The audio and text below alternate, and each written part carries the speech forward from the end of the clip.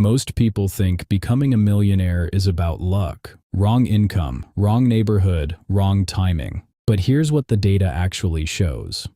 In 2024, there were 22 million millionaires in the United States alone. That's roughly 1 in every 15 adults. These aren't all tech founders or hedge fund managers. The majority are teachers, engineers, small business owners, and civil servants, people who figured out a specific sequence. Not a secret, not a hack, a sequence. And that sequence is what we're breaking down today. This is the wealth ladder, the exact stages between 0 and your first million, and what you actually need to do at each one. Before we talk about how to climb, we need to talk about why most people are stuck. According to the Aspen Institute, over half of Americans are either cash flow neutral or cash flow negative, meaning more is going out than is coming in. And here's the trap. Most people try to fix this by cutting spending. Cancel Netflix, stop buying coffee, clip coupons. That's not a wealth strategy, that's survival. The data in personal finance points to income as the driver of wealth, not how aggressively you cut. You can only cut so far. Income has no ceiling. The second trap is sequence confusion, doing the right things in the wrong order. Investing before you've eliminated high-interest debt, buying assets before you have a cash cushion, thinking about retirement accounts before you have a single month of expenses saved. Every stage of the wealth ladder has a right order. Skip a step and the whole structure becomes unstable. So let's build it correctly. Stage 1 is the foundation, and it's simpler than most finance content makes it sound. You need more coming in than going out. That's it. Not investing, not passive income, not side hustles, just a positive number at the end of each month. Your two levers here, increase income or decrease expenses. The goal is to create a gap, even a small one, that you can start directing with intention. Once you have that gap, you do 3 things in order. First, build a 1-month emergency fund, not 3 months, not 6, just 1. Enough to survive an unexpected car repair or a gap in work without going into debt. Second, eliminate all high-interest debt, credit cards, personal loans, anything above 8%. This is not optional. Carrying 24% APR debt while trying to build wealth is like filling a bucket with a hole in the bottom.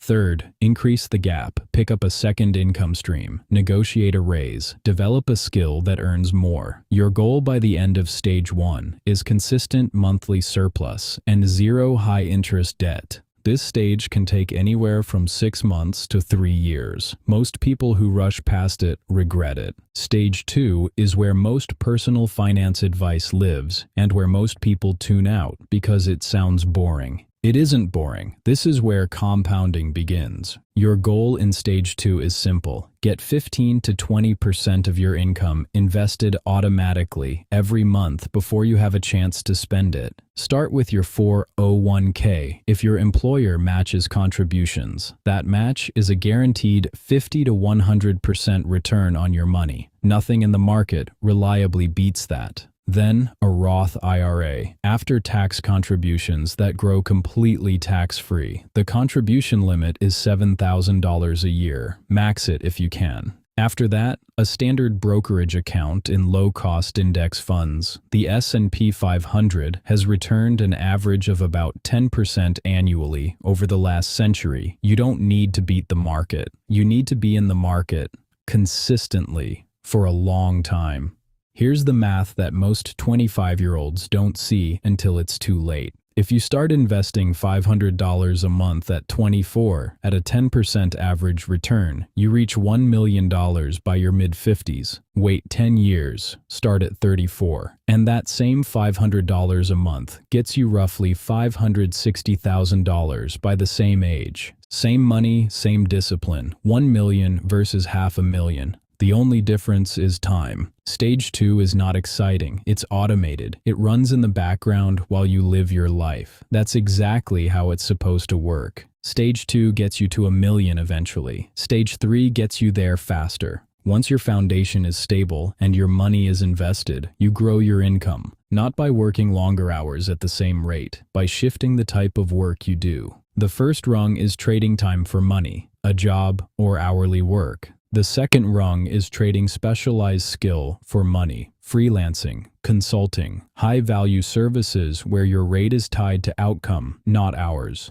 The third rung is creating a product that earns without your constant presence, a course, a system, a tool, a piece of content. The fourth rung is ownership, a business, a portfolio of assets, real estate. Each rung requires learning something new. Each rung produces more income per hour of effort. In stage 3, your job is to climb at least one rung. You don't need to quit your job. You don't need to build a startup, but you do need an income stream that isn't capped by the hours in your day. By stage 4, you have a surplus. Your investments are automated and your income is growing. Now you start converting that income into assets. The goal here is to build a portfolio of assets that work on your behalf around the clock, whether you're awake or asleep. This includes your retirement accounts and brokerage portfolio from stage 2, which by now are growing meaningfully from compound returns. The key mindset shift in stage 4 is moving from income statement wealthy to balance sheet wealthy. Income statement wealthy is earning a high salary, looks impressive, but if the salary stops, the lifestyle stops. Balance sheet wealthy is owning things that have value and produce returns, independent of your continued labor.